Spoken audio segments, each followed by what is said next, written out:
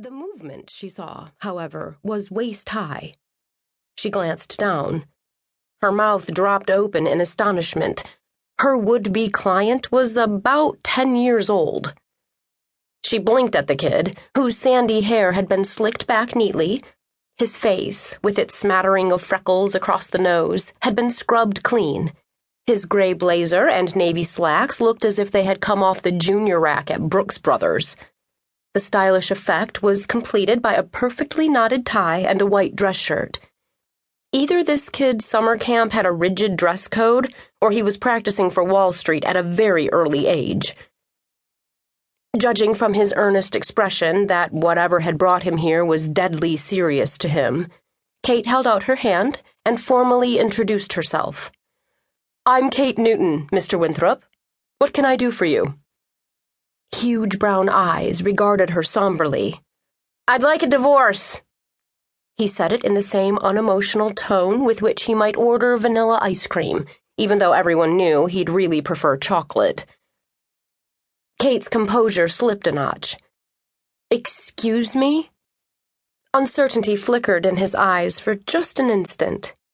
"That's what you do, isn't it? You handle divorces?" His voice began to regain a little of its earlier confidence. "I read all about your last case in the paper. It sounded like you were good. A little rough on the husband, but generally quite good." Kate was struck by the unexpected insightfulness from a pint-size analyst who should have been playing zap-bang computer games. "Thank you, but I'm afraid I don't quite understand. You seem—" She fumbled for a word that wouldn't offend his determined dignity.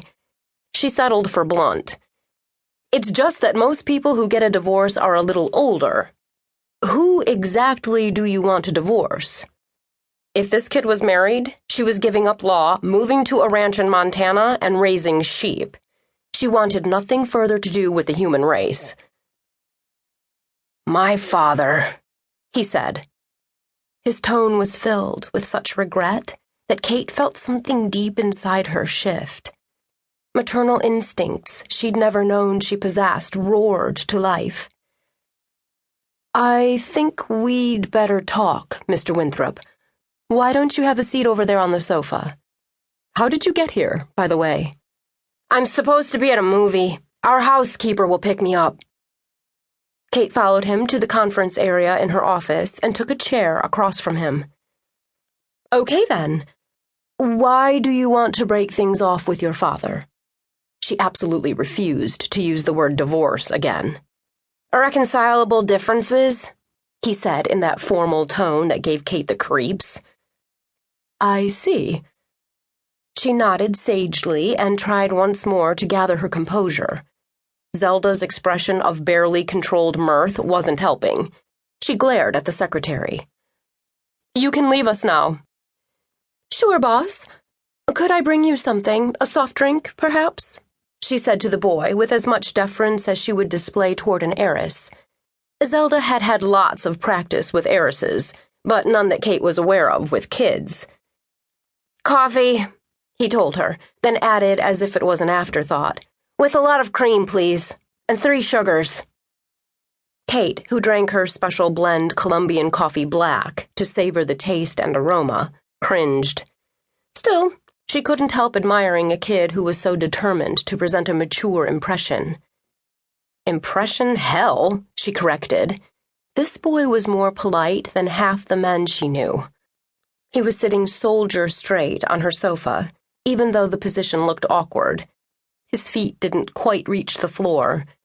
There was none of the fidgeting that had driven her crazy with all of her sister's kids. This kid was so self-possessed, it was downright disconcerting. When Zelda had delivered the coffee, Kate regarded her prospective client soberly.